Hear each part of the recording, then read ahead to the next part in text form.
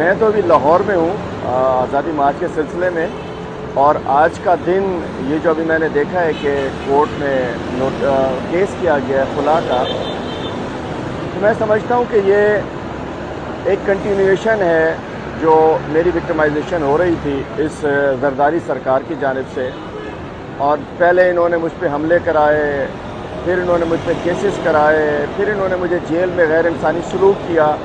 میں نہیں ڈرا، میں نہیں رکا، میں نہیں ٹوٹا. اب یہ ایک سازش، ایک بہت بڑی سازش ہے. دن بھی آج کا جب اس منظر عام پہ آیا سلیکٹ کیا گیا تو مجھے افسوس ہے. مجھے سن کے دیکھیے بات یہ ہے کہ نکاح ہو یا طلاق ہو دونوں جائز کام ہے، لیکن طلاق ایک وہ واحد جائز کام ہے جو کہ نہ دین کو میں پسندیدہ ہے نہ کہ اللہ کو پسند ہے. تو میں نے تو سوچا بھی نہیں تھا کہ ایسا ہونے جا رہا ہے، لیکن بات یہ ہے کہ عورت ذات کمزور ہوتی ہے، خواتین کمزور ہوتی ہیں. تو محترمہ دعا بھٹو صاحبہ کو مجھے لگ رہا ہے کہ یا تو کوئی بہت بڑا پریشر، کوئی خوف یا کوئی بہت بڑی سازش کے تحت یہ سب کچھ کرایا گیا ہے. کیونکہ جیل میں جب میں تھا اس کے بعد میرا ان سے رابطہ منقطع ہو گیا تھا. ناراض تھی، جو بھی معاملات تھے مجھے نہیں پتا تھا کہ یہاں تک معاملہ جائے گا.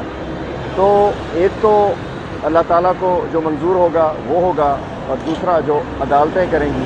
لیکن میں سمجھتا ہوں کہ میں نے کوئی ایسا غلطی مجھ سے نہیں ہوئی ہے جو میں سمجھتا ہوں. باقی اللہ تعالیٰ جانتا ہے کہ اس حد تک انہیں کوئی انتہائی قدم اٹھانا چاہیے تھا.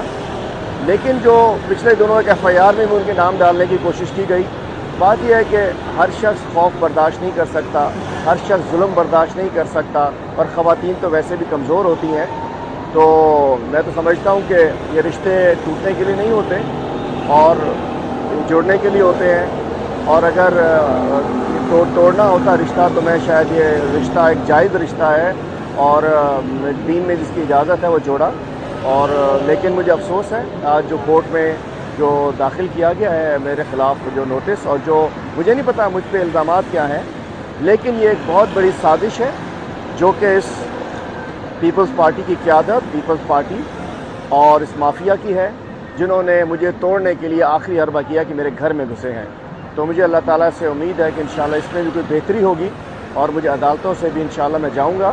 اپنے الزامات کا تو ثبوت ثابت ہوگا، لیکن انسان کسی کو زبردستی نہیں کر سکتا. اگر واقعتاً وہ سب کچھ چاہ رہی ہوں گی پھر الٹیمیٹلی انسان کوئی کچھ نہیں کر سکتا. لیکن اگر کوئی زور زبردستی سے ہوا ہے تو میں کوشش کروں گا کہ خوف ان کا نکل جائے، اور انشاءاللہ عنقریب یہ خوف نکل بھی جائے گا، کیونکہ سب چیزیں تبدیل ہونے والی ہیں.